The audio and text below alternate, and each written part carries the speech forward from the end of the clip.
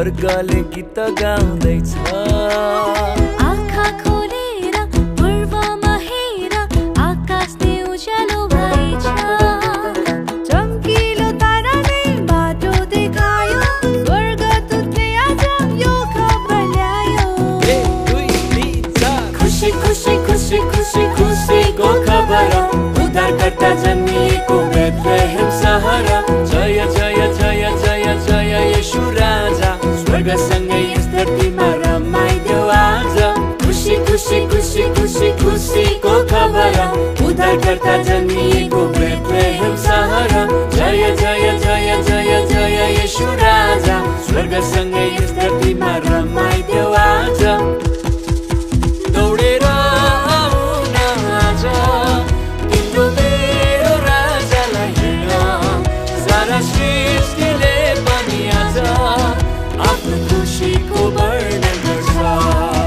आफ्नो घर आँगनमा आज दिदी बहिनी खुसीले नाच्छ। शिरमा टोपेर पटुकी कसेर लौ दाजुभाइ नाच्छ। खुसी खुसी खुसी खुसी खुसीको खबर, उद्धारकर्ता जन्मिएको बेथलेहेम सहर। जय जय जय जय जय येशू राजा, स्वर्गसँगै यस धरतीमा रमाइदेऊ आज।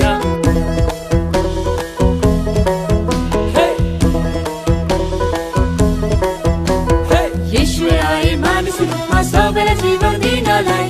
आमा र दिदी, दाजु र बहिनी, बुवा र भाइ सबैलाई जय हो जय हो जय हो जय हो। उत्तर दक्षिण पूर्व र पश्चिम सबैको निम्ति आएको, येशूमा विश्वास गर्नेले मात्रै अनन्त जीवन पाएको।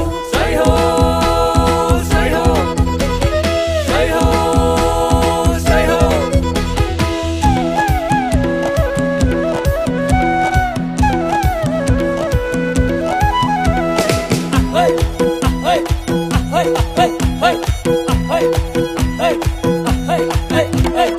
आजको दिन हेर चारैतिर संसार तयार हुँदैछ।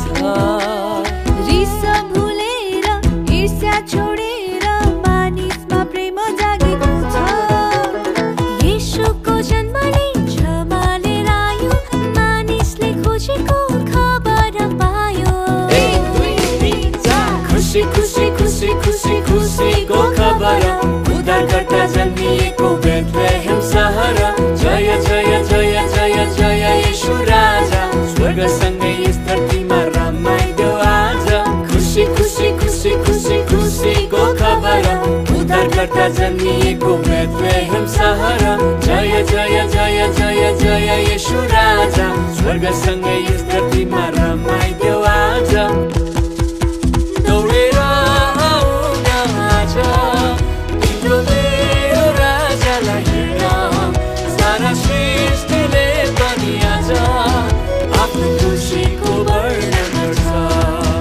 आफ्नो घर आँगनमा आज दिदी बहिनी खुसीले नाच्छ। शिरमा टोपेर पटुकी कसेर लौ दाजुभाइ नाच्छ।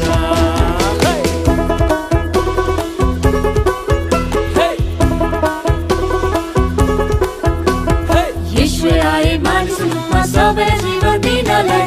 आमा र दिदी, दाजु र बहिनी, बुवा र भाइ सबैलाई जय हो जय हो जय हो जय हो।